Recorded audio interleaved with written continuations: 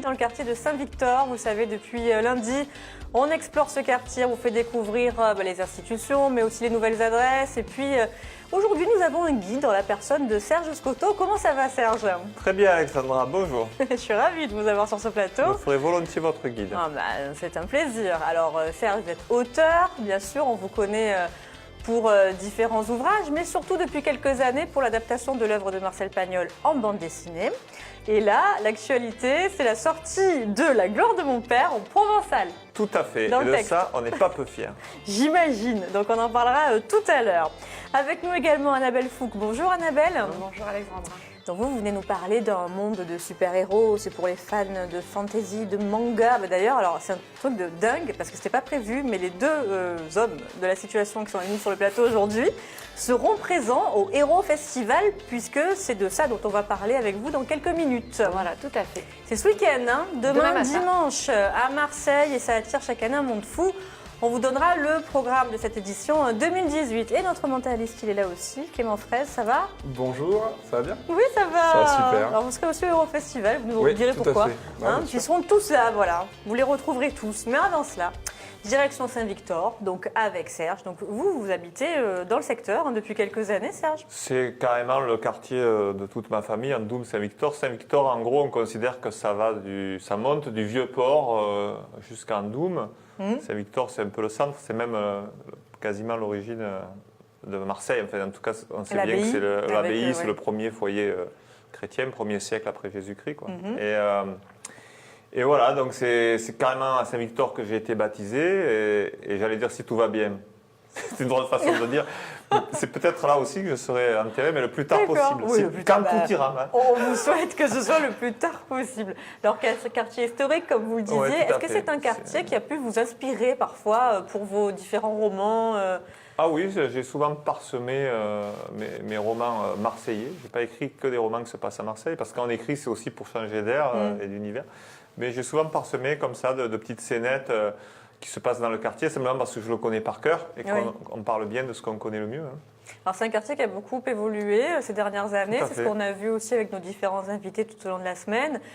Quartier historique qui devient quartier à la mode, notamment avec l'arrivée de nombreux bars, restaurants très courus à Marseille. Ah oui, la remontée de la rue Seine, c'est devenu quelque chose d'extraordinaire. C'est aujourd'hui l'endroit où on sort, quoi. C'est là où vous croisez tous les jeunes, là, sur les terrasses.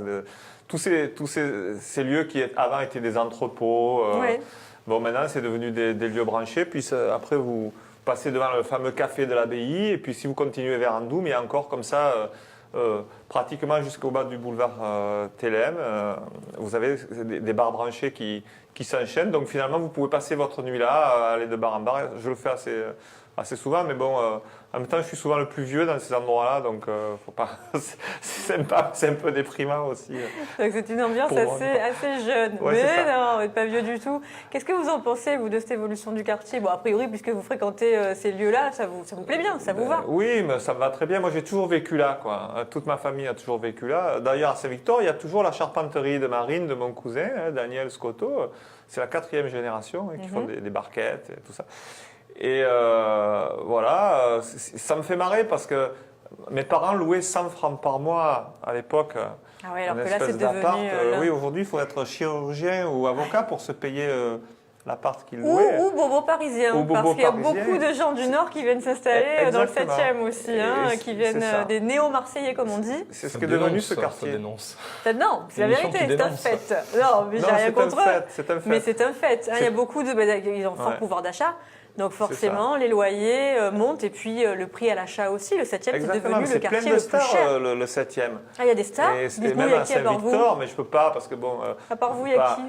Non mais par exemple, allez, on le dit ou quoi? Mon ami Franz-Olivier Gisbert, il est à Saint-Victor. Et puis, c'est vrai que voilà, c'était un quartier qui était archi-prolétaire, quasiment villageois, et qui maintenant est devenu un quartier presque bourgeois. Presque bourgeois. Les apparts, ça coûtait rien. Je me souviens encore du prix qu'a payé ma marraine son appartement dans les années 70, 8 000 francs. Ah ouais. À l'époque, c'était à peine une année de travail, quoi, hein, Ouais. le SMIC de l'époque. Ça a bien changé, hein. Ça a bien changé, elle a revendu à peu près 100 fois plus cher. Bon, on va voir ce qu'en pensent justement les personnes qu'a croisé Thomas Bernabé avant de parler de votre livre. Donc il est allé se balader à Saint-Victor, il a croisé des passants, des riverains, des commerçants. On les écoute, ce qu'ils pensent du quartier. Le quartier de Saint-Victor, c'est un quartier très animé et authentique. Et je pense que ça fait partie des derniers quartiers Marseille où on ressent vraiment l'âme de Marseille. Beaucoup de bars, il y a beaucoup de trucs un petit peu modernes, design qui se passent et ça met un coup de souffle un peu au quartier. Mais il évolue très bien le quartier. Je trouve que le quartier est très sympathique. Ça fait 12 ans que je travaille ici, 16 ans que nous sommes ouverts et je trouve que c'est de plus en plus sympathique, festif. Plein de commerces montent. Ah, c'est une merveille. D'ailleurs, en 1956, ma femme elle a été élue Miss Saint-Victor. Attention, je suis bon moi pour parler. Hein. Là, méfiez-vous de moi. Ça a un peu changé parce que les gens qui habitaient le quartier, de plus en plus, ils sont partis ailleurs et il y a eu des nouveaux arrivants. Enfin, ça fait que ça a changé. Les gens ils vivent moins dans les rues qu'avant surtout. Avant, les gens ils allaient au bistrot. Ils travaillaient d'ailleurs tous dans le quartier parce qu'il y avait des usines, des fabriques. Personne ne travaillait à l'extérieur. Ils s'arrêtaient à midi, ils reprenaient à 2 heures, ils allaient au bistrot.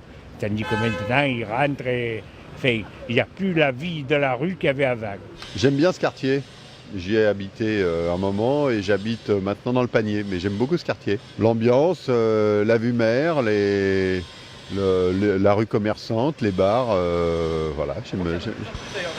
Il y en a beaucoup. Hein, ça change beaucoup, ça s'ouvre régulièrement, ça ferme. Oui, il y en a beaucoup en effet. Oui. Eh bien, c'est un quartier très très agréable, je trouve, dans l'ensemble, quoi. Vivant, plein de commerces, les gens sympathiques. C'est très proche du Vieux-Port, pas très loin non plus de la Bonne Mer si on veut faire un petit effort vers la rue d'Andoum. C'est pas loin de la plage des Catalans non plus, hein, quand il fait beau c'est agréable. Voilà, il y a plein de choses quoi.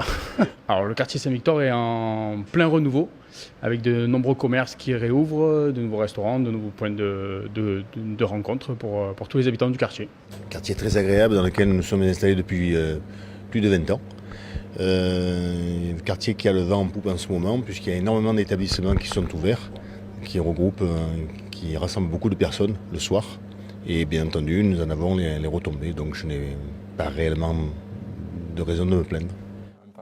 Bon, Serge, il n'y a que des aspects positifs à Saint-Victor à les écouter là. Hein. Ah, c'est absolument formidable. Surtout le soir, lorsque vous rentrez en voiture à passer l'heure des poules, il vous faut à peu près 1h30 pour trouver une place pour vous garer. Ouais, ça c'est galère, Mais, hein, les à part places, ça, le stationnement. alors, voilà. À part ça, ça va. À part le fait que les gens se battent pour une place de parking, c'est Ouais. le paradis sur Terre. Il vaut mieux avoir son parking. Le paradis piéton, quoi. C'est dit, ouais, paradis piéton ou de roue. Alors on va parler maintenant de ce livre. Donc je le disais depuis quelques années. Depuis combien de temps d'ailleurs vous avez On a commencé, c'est une aventure au long cours, en 2015.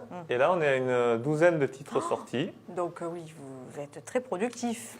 Oui, mais je ne suis pas tout seul. Hein. D'abord, il y a Eric Stoffel en permanence avec moi. On travaille à deux sur toutes ces adaptations, des œuvres complètes de Marcel Pagnol. Donc, ça va durer encore 10 ans. Hein. L'année prochaine, il y aura Marius, Les Pestiférés. On essaie de sortir 2-3 titres par an avec différents dessinateurs. Ouais, et là, par exemple, on parle de La gloire de mon père, mais avec le même dessinateur, on va sortir là, ces jours-ci, d'ici 2-3 jours en librairie, vous trouverez Le temps des amours, qui clôt la quadrilogie des souvenirs d'enfance de Marcel Pagnol, La gloire de mon père. En même temps, vous les sortez ces deux-là. Voilà, Château de ma mère. Oui, mais là, en même temps, oui, mais La gloire de mon père, en provençal, c'est pas la même limonade. Alors là, c'est un gros défi, parce que moi, je me demandais, est-ce qu'il y a beaucoup de personnes encore aujourd'hui qui parlent le provençal, ou qui le comprennent, qui le lisent même? Eh bien, écoutez, quand l'idée nous est apparue, et en l'occurrence, elle est de Jean-Michel Turc, à qui on doit cette initiative, qui est un provençaliste éminent et un universitaire, qui a fait la traduction, tout le monde s'est posé la question. Et l'accueil est extraordinaire. On se rend compte que vraiment, il y a beaucoup plus de gens qu'on le soupçonne qui sont attachés à cette culture provençale. Au début, l'idée n'était même pas que la BD soit disponible en librairie, elle était censée s'adresser aux élèves qui étudient le provençal D'accord. en classe. Et puis on s'est rendu compte qu'il y avait Qu'il y avait de la demande. qu'il y avait de la demande. Mais c'est pas une demande de vos lecteurs, voilà. C'est une idée qui est venue. C'est une idée qui est venue, je vous le dis, de Jean-Michel Turc, qui s'était dit qu'il faudrait que les petits provençaux apprennent le provençal sur un texte provençal, sur un texte d'un auteur local. Ouais, Voilà. ouais. Donc d'évidence, Marcel Pagnol. C'est une bonne idée parce que la BD, c'est une bonne voie d'accès. Oui. Quand on étudie une langue, en plus, vous Pour un avez public l'image jeune. qui paraphrase un peu le texte, donc ça vous aide à comprendre. La BD, pour apprendre une langue, c'est un très très bon outil. Vous le parlez vous-même le provençal? Absolument pas. Non, voilà, donc je il a sais fallu traduire tout ça. Voilà, 2-3 phrases qui me reviennent parce que quand tu es petit, Alphonse Daudet, la cabre et des moussous seguin, tout ça et encore. Et comment ça s'est passé? C'est vous qui avez écrit la première version Alors, en français et c'est ensuite ça. ça a été traduit? Ben, en fait, La gloire de mon père était sortie en novembre 2015 Ouais. et vous aviez déjà eu l'amabilité de nous recevoir Bien sûr, mais c'était un plaisir, à Serge. l'époque. Et entre-temps, en fait, c'est la même Ouais. qui ressort, mais traduite en provençal. Et alors, je dois dire qu'il y a de plus en plus de traductions de nos BD de Pagnol à l'international, en allemand, en suédois, bientôt en indo-chinois. Mais finalement, la traduction provençale, c'est celle dont je suis le plus fier, moi, parce que on est chez nous. Bah oui, alors elle Voilà. va peut-être s'exporter aussi, puisque vous parliez des Indo-Chinois à l'instant, Ben mais oui, peut-être non, qu'il y a mais des ça s'exporte, Provençaux, mais justement, Écoutez, qui vivent à l'autre bout du monde et qui ont envie d'avoir leur version en provençal. oui, bien sûr. Elle peut s'exporter, oui, mais en plus, ce qu'on ne se rend pas compte, nous, à Marseille, parce qu'on a l'impression que Marcel Pagnol, il est à nous, c'est qu'en fait, c'est l'auteur provençal, marseillais provençal, il est d'Aubagne en l'occurrence. Comme notre ami Clément Fraise. Exactement. Le plus connu dans le monde. C'est incroyable. Voilà, c'est le Mais pourquoi français, cette popularité c'était le français le plus connu. Ça s'est bien exporté dans le finalement, monde. l'œuvre de Pagnol. Parce qu'il a eu un succès tout de suite. Dès les années 30, tous ces films, genre Marius en 1930, nous on connaît la version avec César, avec Rému, etc. Mais en même temps, il y avait déjà eu une version allemande et une version suédoise, tournée en même temps, dans les mêmes décors, avec d'autres acteurs, parce qu'à l'époque, il n'y avait pas de doublage. Donc, lorsque Rému sortait, c'était le César allemand qui prenait sa place, etc. Et scène par scène, ça s'est enchaîné. Dès les années 30, il y a une version qui s'appelle The Port of Seven Seas, une version hollywoodienne de Marius et Fanny. C'est incroyable. Tout le monde a... Topaz, par exemple, il y a une trentaine de versions de Topaz. En Angleterre, c'est Peter Sellers qui a incarné Topaz dans les années 60. Puis moi, je le découvre en même temps que vous. C'est la gloire de Marcel Pagnol. Marcel Pagnol, c'est autre chose que la gloire de son père, je vous l'ai dit. Elle est extraordinaire dans le Mais monde c'est entier. passionnant, c'est vrai, toute cette popularité, finalement, il est universel, Marcel Mais Pagnol. en ce moment, Marius est intemporel. joué au Japon. Et intemporel. Au Japon? Au théâtre, exactement. Et il y a des prolongations. Mais depuis par l'année une troupe dernière. japonaise? Par une troupe japonaise.